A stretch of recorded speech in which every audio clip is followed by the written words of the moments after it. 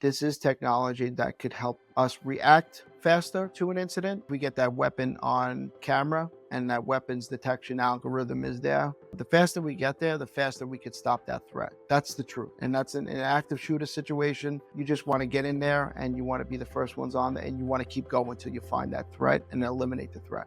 Right? In the subways, a lot of our shooters are jumping turnstiles and going to the subway to escape. Think of high targets too, malls, schools. We got to protect our children. You can go through that door. There's one person in my daughter's school. It's a school safety agent. She has a vest on. Obviously, she doesn't carry a firearm. But what's stopping someone? Nothing is.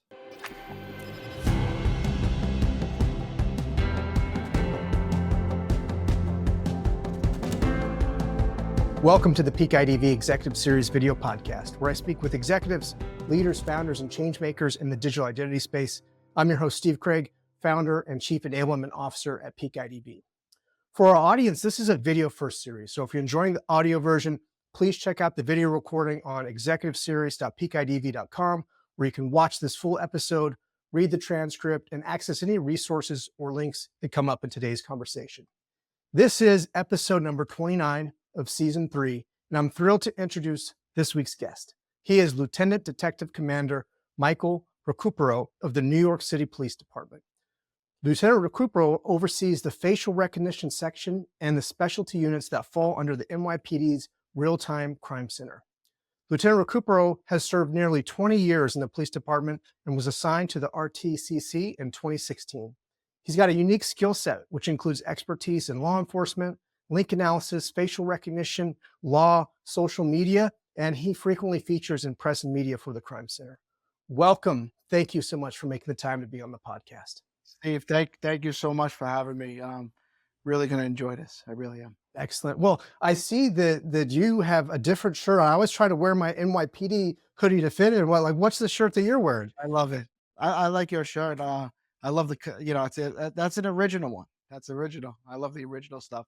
I'm actually wearing for my the association which I belong to. It's the National RealTime Crime Center Association. I'm actually on the advisory board for the Crime Center for this association. It's a nonprofit which we help other crime centers establish themselves.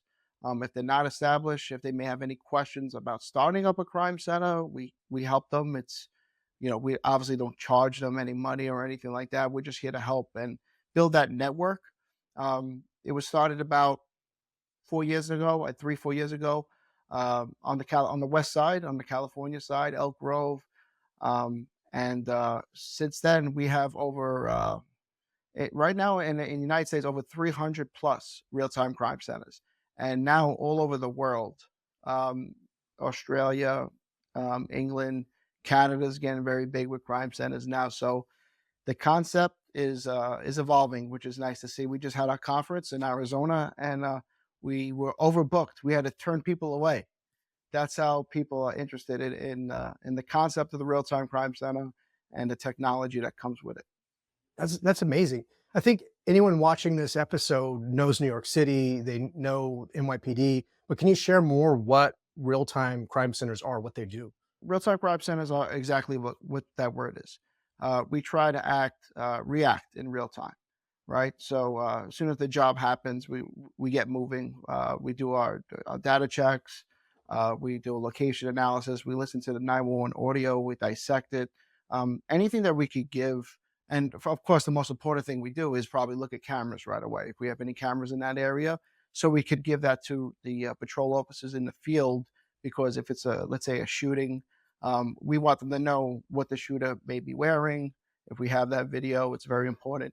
All the checks and everything we do, we upload it to our case management system. So when the detectives get back from doing all their groundwork, all their great work that they do, they could see that in the case management system, they can see all the work that my detectives have done. And so kind of like the geek squad for the for the department. But I don't mind that. I love it. Yeah, that's very cool. Very cool. And I definitely want to deep dive into some topics around the Real-Time Crime Center. But this is executive series, so I want to understand a little bit more about you and your background in researching for this episode. I see you joined the department in 2005. Had you always wanted to be in law enforcement? No, I will say no. I went to school for web design. I wanted to be a web developer. So after Y2K, all the websites, everyone was wanted to be a web creator. I did some work, but nothing really that I saw myself doing in the future. So I said, you know what, I want to be a firefighter. Right after 9/11, firefighters and cops really did motivate me to do service, to have and have a job that I could be proud of, and that's exactly what I did. So I took the firefighter test, I took the police officer test, and I said, whatever, which one calls me first, they're the winner. So NYPD called me first. And so happened to be that 3 years after I was a cop um, in Brooklyn, I got called by the fire department saying that they wanted to hire me. So I had a decision to make. And I always tell, my wife was my girlfriend at the time. She did not want me to be a firefighter. And I said, well, I said, you rather me go into burning buildings or possibly get shot at? She goes, I don't like the thought of you going into a burning building. I'm like, okay, no problem. So I stayed on the job. It was the best move I actually ever made. Um, After that, I passed the sergeant's test, and then I was a 5-year sergeant, which is they call us 5-year wonders, right? So I'm telling like 40-year-old people what to do. Cops. I'm 28 years old, telling them, giving them orders what to do. But it was a great learning experience. I learned so much from it. Even to this day, I try to help some young supervisors in the field. And after that, and when I got assigned to the crime center as a sergeant, I studied for the lieutenant's test. Took me a couple of tries, 2 tries, and then I passed the lieutenant's test. I went back out in the field for a year, and then they asked me where I want to come back, and I said I want to go home. I want to go where my skill set was, where I learned to do all this. So I've been there since 2021. So 3 years I've been back as a lieutenant, managing the crime center. Excellent. Well, we're looking at the Real Time Crime Center's history. See, it was started in July 2005. Is that about right? How long the July 2005, I came on January 10th of 2005. Real Time Crime Center, we are the first of its kind, unique in every way, and still to this day. Almost 20 years later, we're still going. We're still going strong. We're still evolving. I'm still trying to bring in some cutting edge technology that's going to help save lives and catch criminals. That's what I always say. what was your experience like in those first days and months when you were getting to know the technology that the department was deploying in the Real Time Crime Center? Were you just boggled, or like tell me about that? Well, it was a learning experience, right? Because I was a patrol sergeant for so long. The midnights, I did plainclothes conditions and everything like that. So now I'm in a corporate world, technically, right? It's like corporate world. Everyone's in suits, very talented people, detectives that had so much time on, and everyone is a sworn officer in my crime center. So all these detectives with so much time on, so much talent, and I was like a sponge. I sat with them and I learned. I learned everything that they wanted to teach me. It was a little overwhelming at first, right? So all these databases I'm writing down that we have access to, but I took one day at a time, one day, and I studied, and I learned everything I could there, and now I'm teaching people what I learned, what I was taught, right? So it kind of goes around and around, right? So it's a great thing.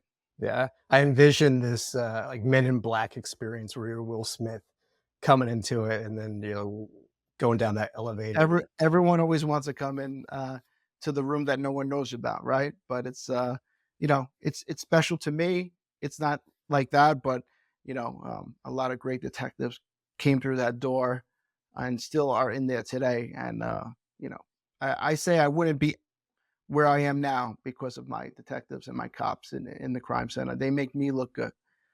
Very talented people, and the amount of work they do, the amount of great work they do to help people every day is no one knows about it, but that's okay because I let them know that they did a great job. What are some of the misconceptions that you hear from colleagues or the general public about the crime center? Is it you have like special gadgets in there? You got NSA level technology. Like, what are some of the things you've heard? Big brother, we're surveilling people, because if you watch, TV and you have all these special guests, they think like, we know who exactly everyone is and we're following people, and we're not doing that. That's not something with what we do. I am a firm believer in being transparent with the public and let them know the technology we are using. So if you go to our Post Act, so Post Act was developed by the city council wanted us to tell the public exactly what we're using. And if any new technology comes in, we have to let them know. There's a 90-day period if I want to bring in a new technology that the public could actually comment on it. And then we could have a forum about it. But since then, if you go to Post Act New York City, if you just Google Post Act, it'll tell you everything the NYPD uses. There's no secret stuff here, even though organizations think we do. Um, I had no problem answering out to anything they may have any issues with, right? But that's not what we do. We're not breaking the rules. We're doing everything the legal way because even though I am a firm believer in people's rights, and I don't want to infringe on people's rights, their privacy. I'm very big on that, even my family. So I wouldn't do that to anyone else. Well, I'll be sure to include a link to that site so anyone who's listening, they can go to the executive series page and get linked there. I'm curious. So we're recording this in the early part of October 2024. What does the sensory landscape look like? Are these CCTVs, body cams, traffic cam? Like, what type of data inputs are in that list? We try to leverage anything that the department procures, right? So body cameras are huge for us because even with biometrics, we use it. We use these body cam feeds just to see what a person may look like present, in the present day, right? Because we may have an old photo of them, that comes up in an algorithm, and with our investigative steps that we do, one of the steps is look at body cam if they're available. CCTV, businesses out there. I just started a program with Exxon Fusus. It's a business integration of their cameras. If they want to, it's all permission based. If they, and it's free to the businesses. So it's a great program. It's starting to pick up very heavily because the businesses they want to help us. So this was their opportunity to get into that. So it's kind of like you help us, we help you. So believe it or not, it's the amount of people that want to sign up it's mind boggling the way it's going now and starting to pick up. I got so busy that I had to create a team. So I created a team. That website is also NewYorkCityConnect.org, has a video of me explaining it. And then there's also a registration part that people could register their cameras if they live in a residential area. And it's going to change the way detectives do a camera canvas, and it's going to streamline investigations. We're already seeing very positive outcomes for what we're doing.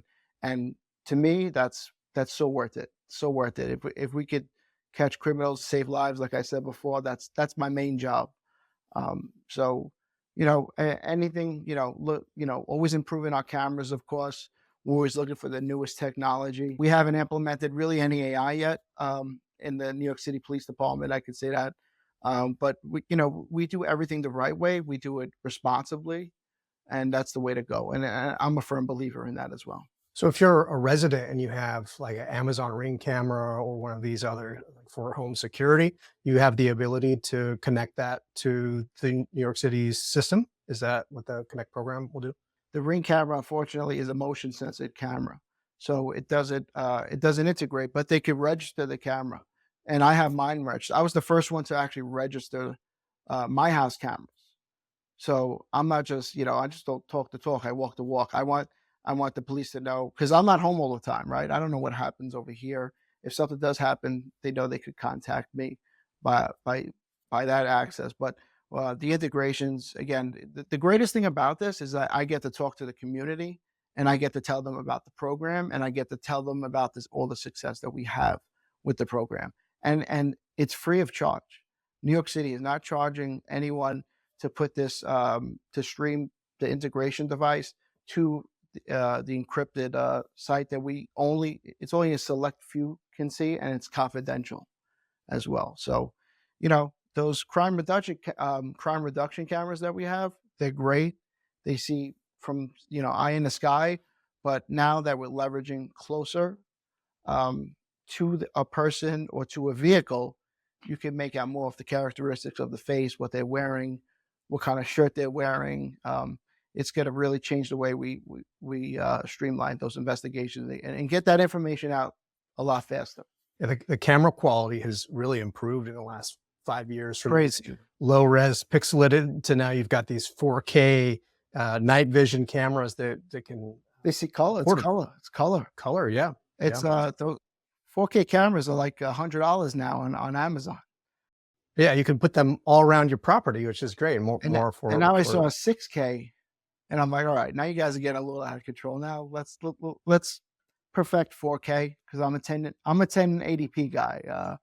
Still 4K is good sometimes, you know. well, on the actual crimes that you're use or detecting or pursuing in the crime center, I imagine this is not petty theft and misdemeanors. Like, are there certain classifications that would level up to the real time crime center being warranted for an investigation or for maybe in real time preventing the crime? So I don't like to tell people no because we are an assist unit, right? And that's not in my it's not in my vocabulary. But most of the crimes that do come through are violent crimes. It's the seven majors, you know, murder, rape, burglary, robbery, shots fired jobs.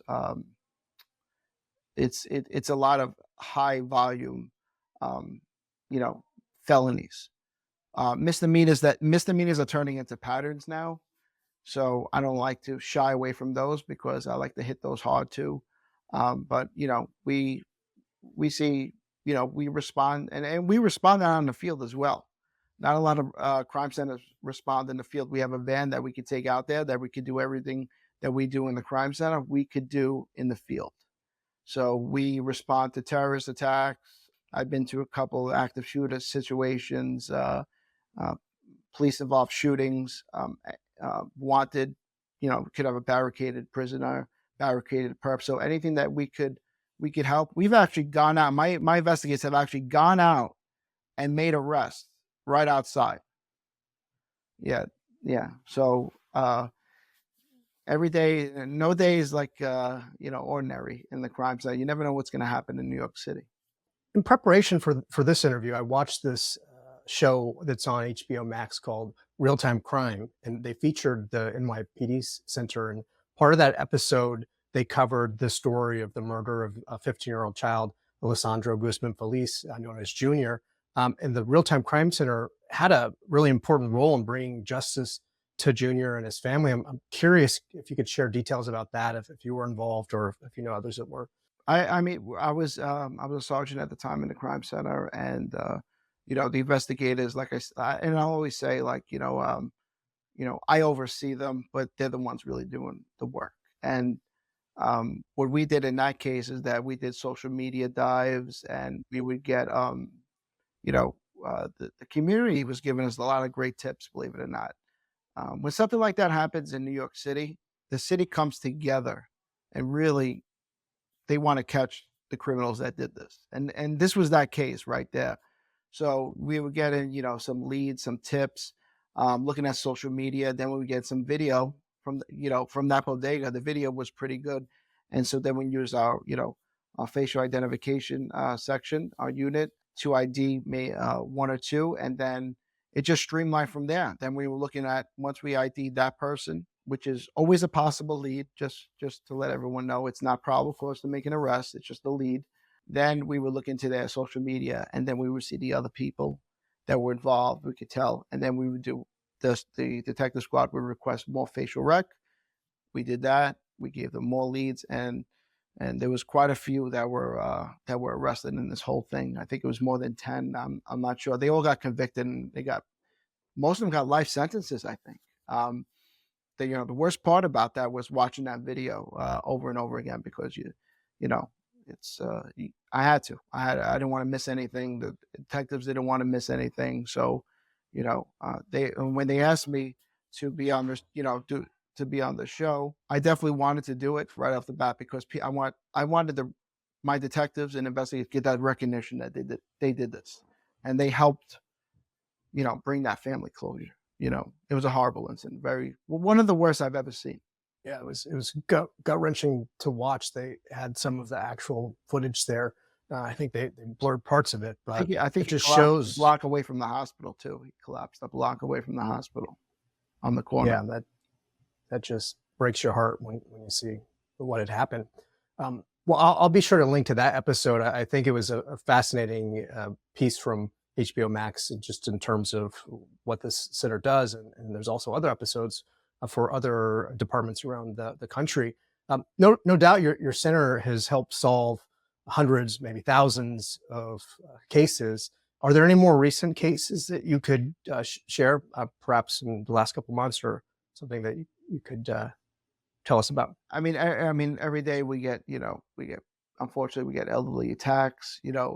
Stuff makes the paper all the time that we have a hand in. But we're the kind of unit that doesn't.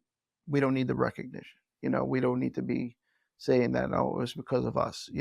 We just love. We're an assist unit. Like I said, that's what we do. Unfortunately, the stuff that happens now, I can't really talk about it until there's a conviction. So those live cases we can't talk about, but like if you look up the Chelsea bombing and stuff like that, we had a big role in that. When the pipe bomb went off in the subway, we helped make the ID on that. And then the subway shooting in Brooklyn, I was on that scene, and that was probably the most chaotic scene I've ever been in my 20 years in the NYPD, because we had an active shooter that shot about 10, 11 people.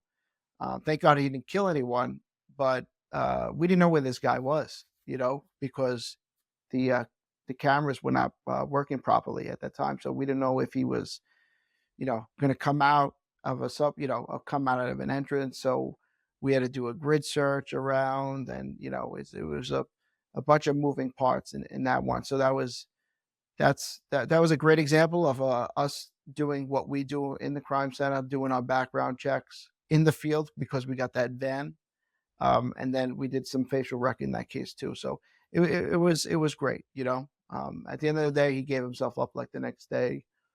So we had him surrounded. So he had no choice.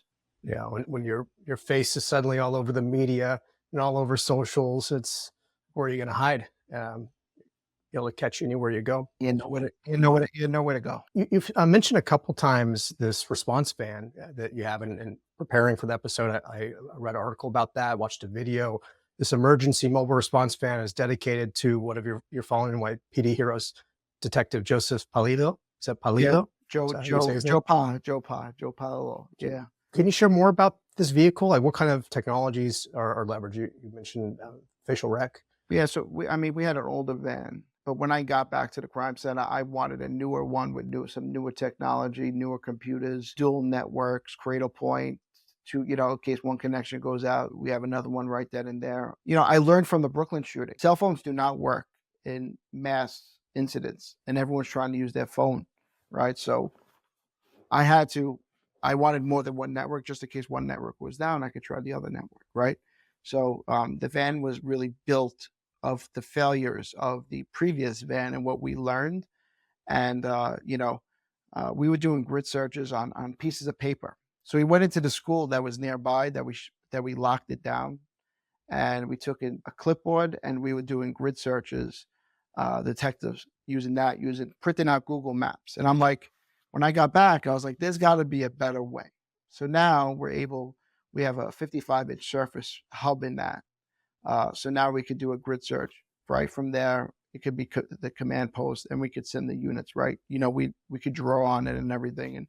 And this is technology, right? This is why I love emergent technology, because I just get those ideas every time I go out in the field. I'm thinking about this, thinking about that. So I was like, yeah, I want to put that on that wall, and then on the outside too, we could view video, any sensitive video, anytime we could.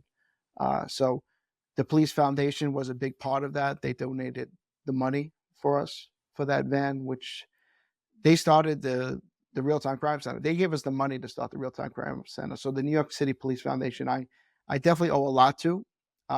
They do a lot of great things for our department, and they're very kind people. So I dedicated to Joe Pa, and Joe was one of the greatest detectives that we had in the crime center. He was a special personality. He probably would have yelled at me because I spent so much money on that van.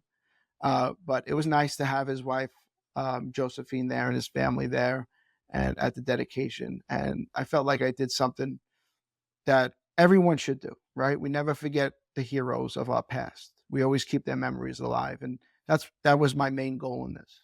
That's great. That's great. Well, I'd like to spend a little bit more time in the area of facial recognition in particular. We were just talking about camera quality and data connections, and sure, you get just congestion, but when 5G works, it's pretty good on what you can get out of it. Are you seeing more cases that are leveraging the face technology to be able to either match or to update profiles, things like that? Well, the algorithms are so good now. It's very they're very close. We use rank one. I'm pretty content with their algorithm. Through Data Works Plus, and we're in the HIDA network too as well. But what we're seeing is because of these cameras everywhere, we're seeing an influx in cases to the point that we're in. Last year we took in probably from the 20 to 30,000, 20 to 25,000 cases range, to this year we may hit 30,000 requests. And it's getting to the point that I have to upgrade my FIS unit. So there's a lot that comes with that. I need approvals, they need training, I got to make sure they're trained. They do a 3-day remote FBI training, and we do in-house training, and we do third-party training as well as we're starting this year. I got to make sure even before they touch a case, they are trained and they know everything about the face. I don't play around when it comes to that stuff because, it's great technology, but, one mess up and, bad press, it's not good. They'll shut it down very easily. So, knock on wood, my team does a great job. I'm proud of the work they do every day. But I do see with all the technology coming out, it's just going to get even more and more. There's no crime out there that our detectives in the field cannot find that person somewhere in a video. You cannot pass a house anywhere you live, in California or in New York, without hitting a Ring camera or a Nest camera out there. So we're always looking at every type of video. One of the ongoing themes of this podcast series and the conversations I have with executives with biometric technology is this concern over facial recognition versus verification versus surveillance, or you mentioned earlier the Big Brother misconception. How do you feel about false matches and bias? Like, what are you doing to tackle these challenges that would lead to potentially bad press or maybe even a closed door on technology where you can't use something because of a misconception? Well, we don't use any algorithm that is not tested by NIST, right? The National Institute of Science and Technology. So that's one of the things I do look at because they do test the algorithms for bias and racial discrepancies, and so that's number one. Number two, we just don't base everything on what the algorithm gives us. They may give us a score, but we don't go by that. We go by each individual photo, and then when we think we may have a possible lead in a person, we do a peer-to-peer. We'll put it on the screen. We do a peer-to-peer with 2 investigators. And if they want to take it to the next step, which is the investigative steps, we do a comprehensive background check on that individual to make sure that the time of the incident, were they arrested? Were they somewhere else? Were they not in the country? Do they have any footprint by the scene of the crime that they were at? Do they live in Florida? Let's say they live in Florida, and I thought this person, and he's never been to Florida. He or she has never been to Florida. So there's an investigative checklist that we do. Knock on wood, we haven't had any false positives or anything like that in a very long time, because if you look at it, it's just a lead. We don't say it's a probable cause to make the arrest. The detectives, it's still, the burden still lies on that detective to make that, to establish the probable cause, right? So we give them that investigative lead that does hopefully lead to an arrest. But again, it's not, the burden's not on us; it's more on them. That's the way to really protect it. And like I always said, the biometrics is our results bring back sometimes the max 243 images we're looking at, right? And some people, if you put my face in there, and you may see a face of a female in there, and they're like, "Wow, look how wrong that is." Well, it's not wrong because it's going by the facial features, right? It doesn't see skin color. It's going by nose, ear, eyes, everything like that. So, sometimes those people are not educated and they don't actually read about anything like that. Read articles. I read a lot of articles that FISBIC puts out, and NIST may put out about facial rec. I love reading, so I'm always on top of all the new changes to legislation as well when it comes to facial rec. Excellent. Excellent. Well, I'm glad that you're investing so much time into the research of the technology, and NIST is a great organization to provide standards. This audience for the podcast includes a lot of solution providers, practitioners of these types of technologies, oftentimes in remote and mobile onboarding, but more and more in physical access control use cases, security use cases. You mentioned a few of the companies that are in your stack. Can you share your experience working on proofs of concept? Or are there any notable provider experiences that have impressed you?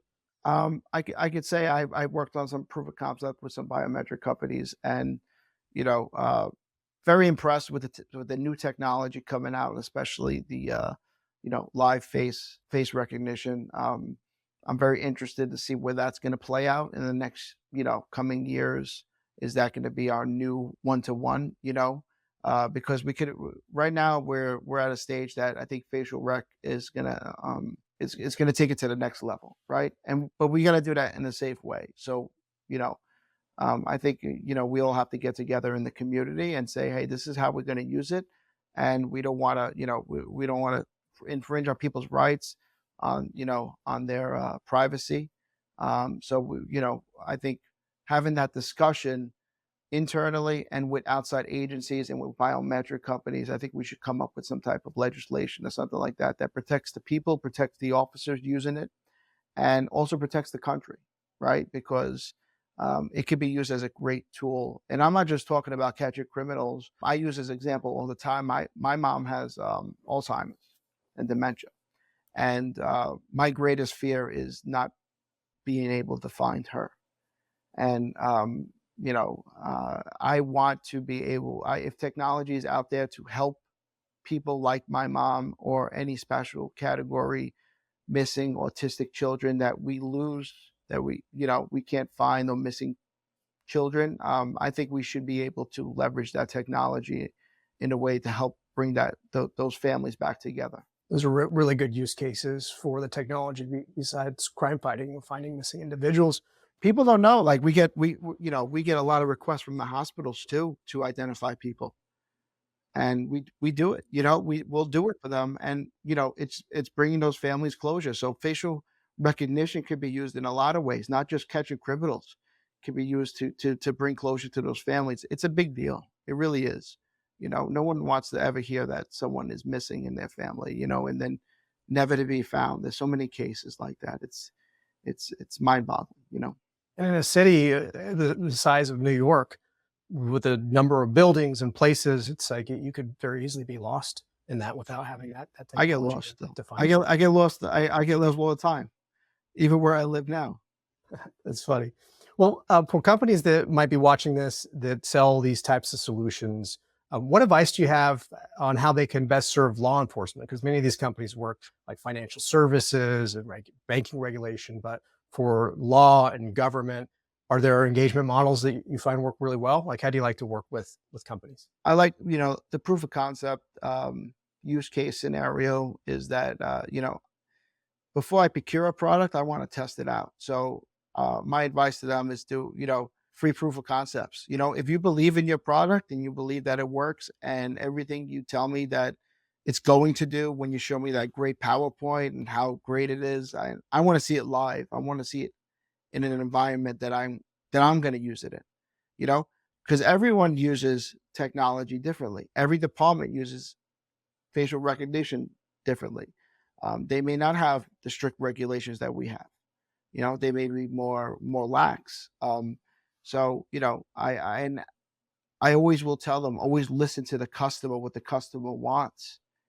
because like previously, that no customer is the same. My unit may like it like this. Some units may like it like that, but just listen to us. We know what we're doing. We know what we talk about. You know, their job at the end of the day is to make that sale, right? But also to make us happy that we picked a product that we're going to use for a long time and it's going to be effective, right? And don't be pushy too. I hate pushy vendors. I do not like that. I do not answer their phone calls or their text messages. I will not do that. And they could be very pesky when it comes to certain things. Well, that's great advice. There's one other topic I want to cover, kind of shifting gears a bit, and that is around the proactive nature of a real-time crime center. One of the hot button items in our country is the surge in gun violence, whether it be in the subway or at major events. We've been seeing more and more school shootings. How do you see these technologies being used to detect weapons, like firearms, to keep us safe? Is that something you've looked at? Yeah, I have. There's a couple of companies out there that we've tested out. I believe this is technology that could help us react faster to an incident if we are, if we get that weapon on a camera and that weapons detection algorithm is there. The faster we get there, the faster we could stop that threat. That's the truth, right? And that's an active shooter situation. You want to, you just want to get in there and you want to be the first ones on there and you want to keep going until you find that threat and eliminate the threat, right? In the subways, a lot of our shooters are jumping turnstiles and going to the subway to escape it. You know, um, think of high targets too, malls, schools. You know, we got to protect our children. You know, there's not, you could go through that door. There's one person in my daughter's school. It's a school safety agent. She has a vest on. Obviously, she doesn't carry a firearm. But what's stopping someone? Nothing is, right? So this technology, I mean, look at President Trump had two assassinations. One that I'm pretty sure if we had some gun detection, we would have probably knew that it was some type of object detection out there that it could have probably been avoided. Those shots would have never probably took off, got off. I'm not being a Monday quarterback here. I'm just stating the obvious. This is my own personal opinion. I do believe in weapons detection. I think it's part of the future package when it comes to live face, right? So it kind of goes hand in hand. Eliminate that threat. This world is, since COVID, I feel it's taken a turn towards evil, right? And my job is to protect my family, protect my kids, and protect you. You want to come here to New York? I'm going to protect you, but I need all the resources that I could get to protect you. And, I always say I am not that person that is going to be scared to speak my mind, or I will push the envelope if I need to, but I will do it all in a legal way. But I think that going forward in the future, and when I say future, I'm meaning like months. Like, we have an election coming up, Israel conflict, they got wars all over the world. You know, I don't want to see another 9/11 ever happen on our soil ever again. So if we could prevent that, let's prevent it. Let's be, reactive. Let's be proactive. I mean, not reactive, right? So that's my motto. Well, you mentioned the look ahead. We're working in months at a time to be able to roll these technologies out. You're pretty dialed into technology and artificial intelligence and biometrics. When you look out and you vision cast 10 years out, where do you think we'll be with these technologies a decade from now? It's going to be like hopefully it'll be like the future, like we always envision, not like in the Jetsons with the flying cars, but it's going to be, the word safe city is also always thrown around, right? Safe, smarter cities and stuff like that. And I think there's going to be a time that you're not going to be able to pass a camera without it not knowing, not saying who you are, but you are a male, and if you have something on you that may be a weapon, you know, we got to look outside the box for this stuff, and biometrics could help solve a lot of crimes, but also could prevent a lot of crimes. A good use case I'll bring up is the subway pushers. That to me is a horrible crime. I can't stand them. People got to stop, number one, standing by that yellow line. That yellow line is there for a reason. Always have your back against the wall. No matter where you go, you should do that. But when they get pushed, if we have if some facial recognition with some AI built in, that we could put a geolocation around that, and if someone gets pushed into the subway tracks, that train coming through should know that someone's on the tracks and they should stop. Little things like that could save lives. Elderly assaults. You know, I keep hearing behavioral AI. I don't think it's even that close to being there yet. Behavioral AI. I don't even know how that's going to work, but I'm interested to test it out, right? Because how do we perfect things? We perfect things when we work through it, and we try our best, like the weapons detection. We went at it a couple of times. I'll be honest with you, trying to perfect it the way that we want it. You always got to try to make it work. Yeah, I often look to film. I think like the Tom Cruise movies, like Minority Report or Mission Impossible. They always give us a glimpse of maybe where these future techs go. Not always exactly correct, but I definitely could appreciate the subway pusher detection, because that's one of my biggest fears when I go to New York and take the subway. Is I got to keep my back to the wall. And elderly crimes too. People are punching elderly people. What's wrong with these people? And that's something that could be on the camera, could be, that's where the behavioral comes in. If we could catch that fast, or we could catch a fight happening in progress, if we could prevent shootings from happening, and not just shootings. I'm talking about like terrorism. I'm like shootings, us shooting, our own people, two gangs going at it. If we could prevent that from happening before it happens, that's the key, man.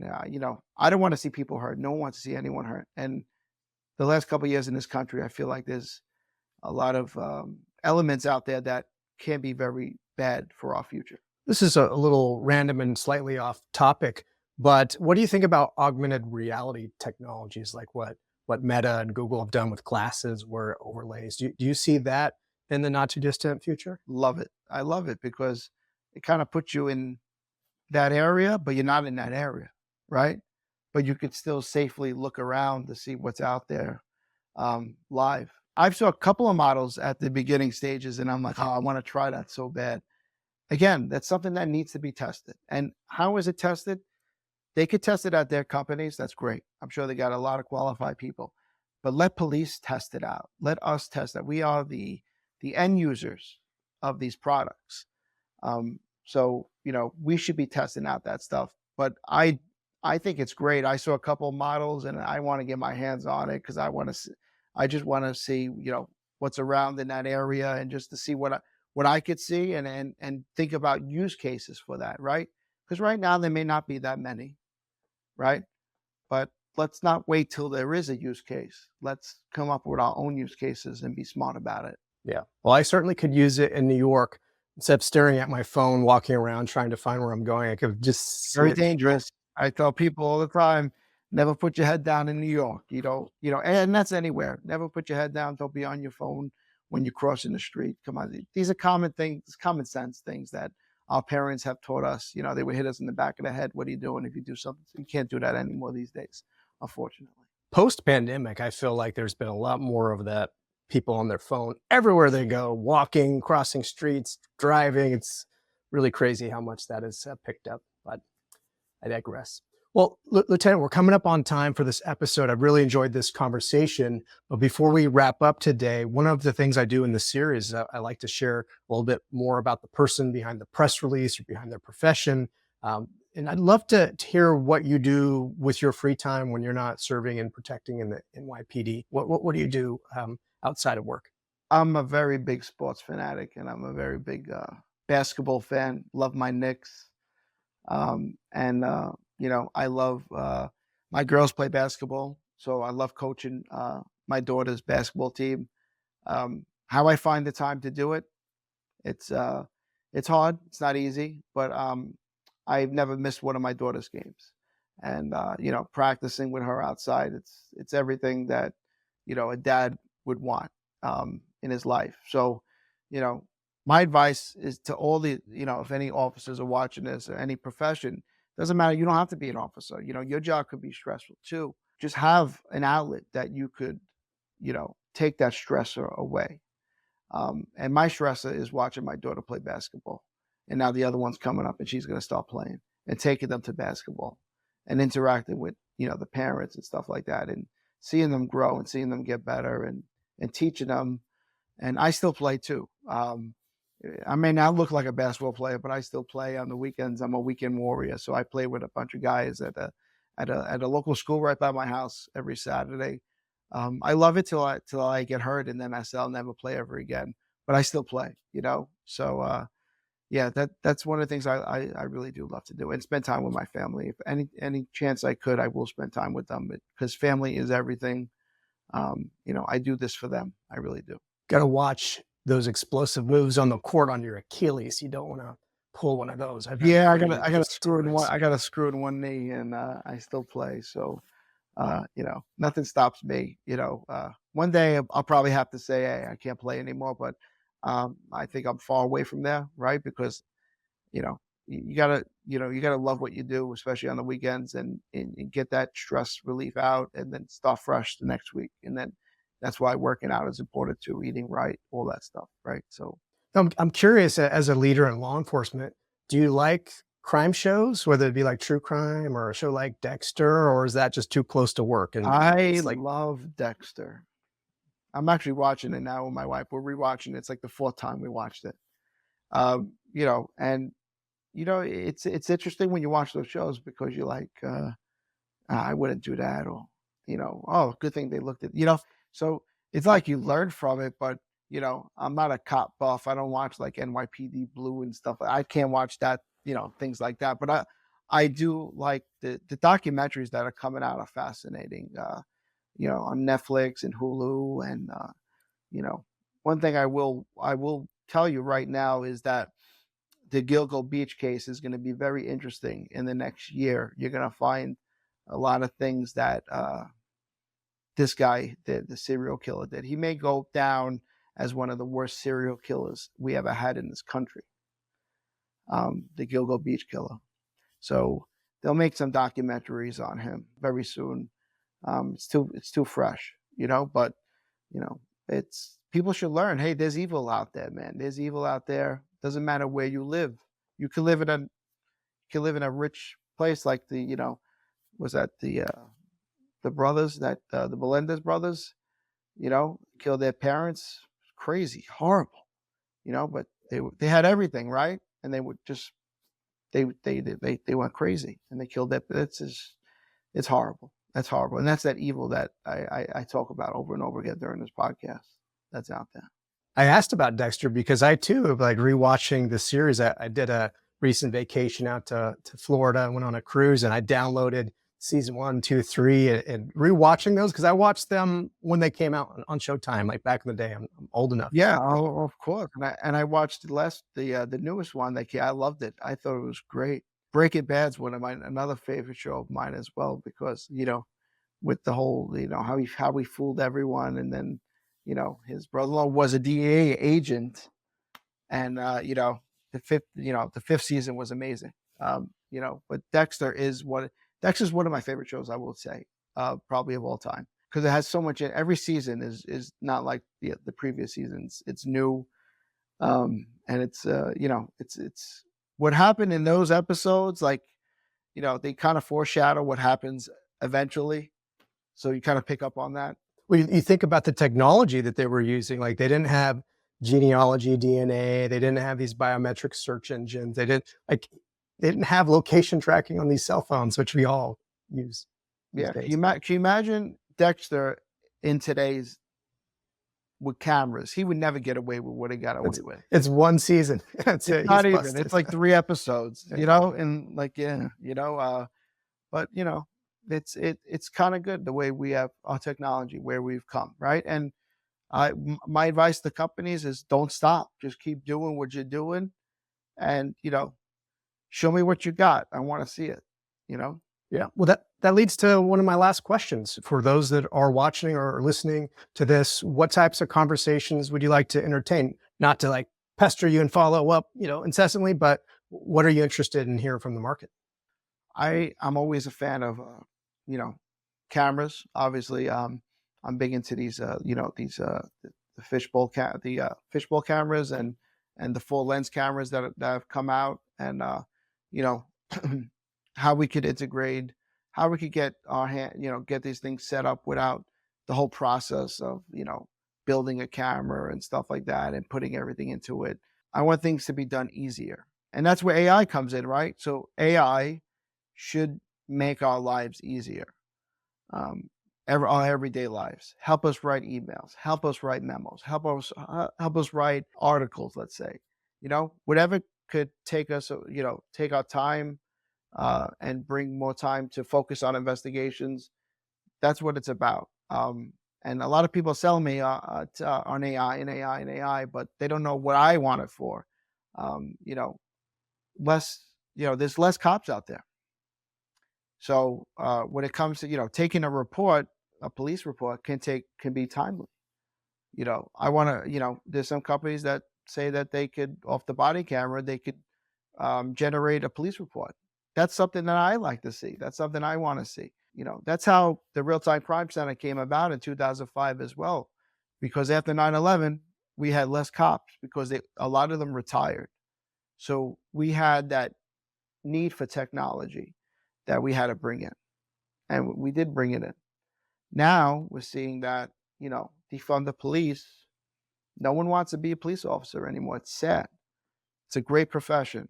I've had the seat to the best show in the world for 20 years, and I made some great friends, and I've seen some things that I want to forget, but I've also seen things that I don't want to forget, that I'm very proud of. So I'm looking forward to the next 10, 15 years and seeing what we could do. Amazing. Well, Lieutenant Recupero, thank you so much for taking the time to speak with me today. I really look forward to watching the continued innovation out of the greatest city and the greatest department in the world, the NYPD. I appreciate you spending the time with me. Steve, thank you so much. I appreciate you having me.